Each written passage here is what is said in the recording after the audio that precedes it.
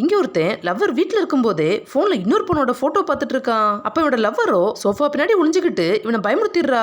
இவன் பயந்ததும் உடனே அந்த போனை ஆஃப் பண்றான். இத பார்த்த அந்த பொண்ணு போன்ல எதை மறைக்கிற, போனை கட்டுன்னு கேக்குறா. இவனு வேற வழி இல்லாம அந்த போன் அவ கிட்ட குடுக்குறான். அவ அந்த இன்னொரு பொண்ணோட போட்டோவை பார்த்துட்டு இது யாருன்னு இவன் கிட்ட கேக்குறா.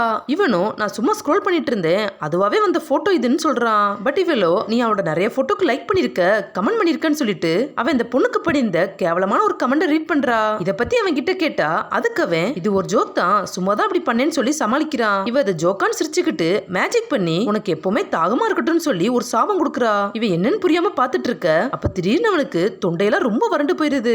அவன் விடாம இருமிக்கிட்டே இருக்கிறான். அவன் வேகமா ஃப்ரிட்ஜை திறந்து தண்ணி எடுத்து குடிக்கலாம்னு போறான். பட் அந்த தண்ணியோ இவனோட வாய்க்குள்ள விழவே இல்ல. எவ்வளவுதான் அந்த பாட்டில் அழுத்தினாலும் அந்த தண்ணி வெளியில வரவே இல்ல. இவன் பண்றதை பார்த்து வில்லத்தனமா சிரிச்சிட்டு இருக்கா. இவன் இந்த வாட்டர் கேனை கீழே போட்டதும் அப்ப அதுல இருந்து தண்ணி வருது.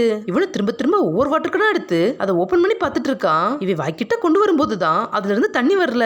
இவன் டேப்பை திறந்து அதுல இருந்து வர்ற தண்ணியை குடிக்கலாம்னு பாக்குறான். இவன் வாயை அது கிட்ட வச்சதும் அதுல தண்ணி வராம நின்றுது. இவனால எதுலயுமே தண்ணி குடிக்க முடியல. கொஞ்ச நேரத்துல அவனால பேசக்கூட முடியாம உடம்புல இருந்த மொத்த தண்ணியும் வாய் வழியா வெளியில வந்துட்டே இருக்கு.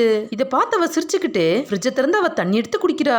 அப்புறம் இவன் அவனை பார்த்து இதைத்தான் நான் சொன்னேன், இப்போ உனக்கு ரொம்ப தாகமா இருக்கான்னு கேட்டதும் அவனோட கடைசி மூச்சையை விட்டுட்டு அவன் இறந்துடுறான். இவ சிரிச்சுக்கிட்டே அந்த ரூமை விட்டு வெளியில போறா. இவ போனதும் அவனுக்கு திரும்பவும் உயிர் வந்து அவன் எழுந்துடுறான். அவன் பண்ண தப்புக்கு ஒரு பாடம் புகட்டுறதுக்காக தான் இவ இப்படி பண்ணிருக்கா.